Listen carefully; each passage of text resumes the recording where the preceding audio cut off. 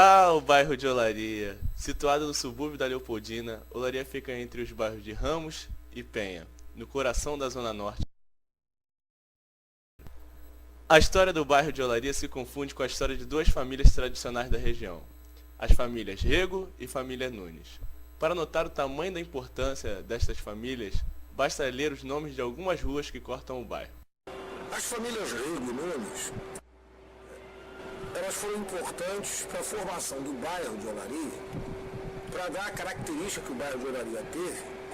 Isso mais ou menos por volta de há uma certa controvérsia, mas é mais ou menos entre 1906 e 1908, tá no início do século XX, né?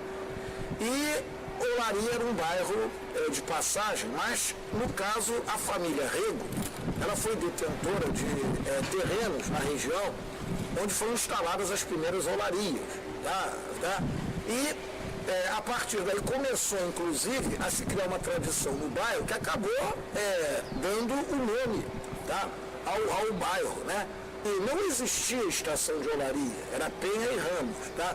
No entanto, como as olarias, né, a primeira foi da família Rego, instalada no bairro, elas atraíam um número de pessoas para a região, né? Havia necessidade de os veículos fazerem uma parada aqui para pegar esse pessoal, né? Foi por volta de 1820 que Francisco José Pereira Rego, patriarca da família, comprou seus primeiros lotes de terra pela região.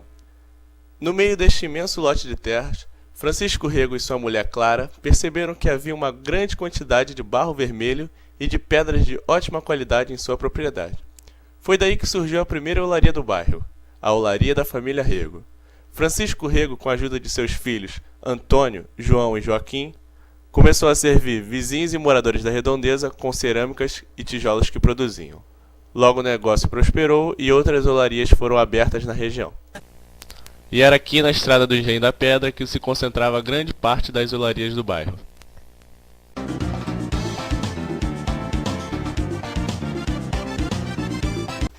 Mas antigamente, olaria não era conhecida apenas pelas cerâmicas de ótima qualidade. A família Nunes tem uma grande parcela no crescimento do bairro. No final do século XIX, existia apenas um matador oficial na cidade do Rio de Janeiro, o Matadouro de Santa Cruz. Foi Custódio Nunes, um simples comerciante da região, que em 1892 conseguiu a permissão na prefeitura para bater 6 cabeças de gado por semana. Em pouco tempo, Custódio Nunes já era o principal fornecedor de carne da região da Leopoldina. A carne produzida no Matadouro de Santa Cruz era enviada de trem à Central do Brasil e de lá distribuída aos açougues do Rio. Muitas vezes, essa carne não chegava à região da Leopoldina, fazendo o Matadouro da família Nunes ganhar uma importância fundamental para a região. E a família Nunes, ela foi importante, até hoje, inclusive, a atividade deles é citada aqui, de uma área que, inclusive, hoje faz parte do Olaria Atlético Clube, que era a área do Matadouro. Nós tínhamos aqui vários terrenos que pertenciam ao Matadouro, né? E essa família, ela tinha o capitalista Custódio Nunes como o grande patriarca, né? A Noêmia Nunes, inclusive a dona Noêmia Nunes, ela entrou para a história não só do bairro, como também do clube, tá? Porque a dona Noêmia Nunes, ela foi a primeira mecenas que o Olaria teve. Em 1915, pouco tempo depois da fundação do bairro, tá? Entre 1906 ou 1908, tá? Isso é uma controvérsia em relação a documentos, né? Mas poucos anos depois é fundado o Olaria, nosso clube. E correu uma lista de livro de ouro, né? Uma lista de contribuições, porque os fundadores do clube precisavam de arrecadar um dinheiro para comprar o material para pôr o futebol em prática. E a primeira a assinar a lista foi a dona Noêmia Nunes, que hoje é nome de rua aqui pertinho de nós. Então ela entrou a primeira mulher importante na história do Olaria, né? E foi uma mecenas que o nosso clube teve. E foi nesse mesmo terreno do Matadouro que aconteceu um crime que abalou a região. Fato lamentável que a mídia toda conhece, que foi o assassinato da menina Taninha por uma mulher que ficou conhecida como a Fera da Penha, né? Um crime que ficou conhecido mundialmente, inclusive. Ela assassinou uma nenenzinha, uma garotinha, ainda por ciúme, uma coisa que marcou muito, e até hoje ficou aquele campo da Taninha, né? Ali é uma área também que gente pode colocar como uma área que ficou marcante até por uma tragédia. Apesar de Olaria ser um bairro residencial, nunca faltou opções de diversão para quem visita o bairro.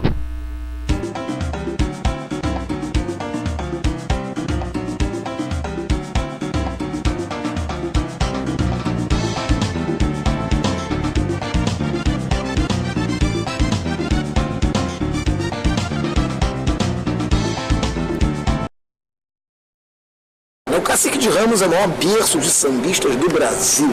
Os grandes sambistas saíram daqui e ainda saem. Tá? Eu me recordo de uma coisa importante. O Cacique de Ramos realmente ele foi fundado em Ramos, daí o nome. Ele foi fundado próximo à estação de Ramos, na rua Uranos. Os fundadores e os diretores do Cacique de Ramos, eles queriam dar ao Cacique de Ramos um caráter de clube. Então eles resolveram comprar uma sede com uma quadra. Eu joguei futebol de salão naquela quadra, né? E a gente ia lá, pegava fantasia, eu me recordo muito bem. Era uma quadra. E a ideia deles era vender títulos de sócio para fazer do Cacique de Ramos uma entidade carnavalesca, mas que tivesse a presença dos associados, dos seus admiradores durante todo o ano. Mas isso nos anos 60, até o início dos anos 70, eu não recordo exatamente o ano, até o início dos anos 70, eu me recordo bem, quando eles se mudaram de novo para a Rua Uranos, só que agora em Olaria. E eles ostentam o nome, evidentemente, Cacique de Ramos, mas fica localizado em Olaria. Olha, o primeiro cinema que a gente tem notícia aqui da área, tá, é o Cinema Oriente. Né? E ali havia uma curiosidade naquela época, que hoje não existe mais, é que os filmes eram todos os domingos, eram por capítulos. Nós tivemos ainda o Cinema São Geraldo. O garoto de 16, 17 anos, né, queria ver um filme pornô, ia lá entrava, o porteiro ainda falava assim, bota só uma calça comprida que você vai entrar. O cinema que depois foi Cinema Olaria, é o antigo Cinema Santa Helena, o famoso Cinema Santa Helena que marcou muito o local também, tá? Que depois fechou, reabriu com o nome de Cine Olaria e tornou a fechar. Tá? E eu não me esqueço também do outro cinema de Olaria, estou me referindo a Olaria, esse é o quarto que eu me referi e não teve outro, né? Que é o cinema Leopoldino, onde hoje se encontra uma igreja. A grandeza de Olaria não cabe neste documentário. Lugares importantes do bairro tiveram que ficar de fora devido à falta de tempo. Olaria não é apenas uma fábrica de cerâmica, mas o bairro de um povo dignamente suburbano.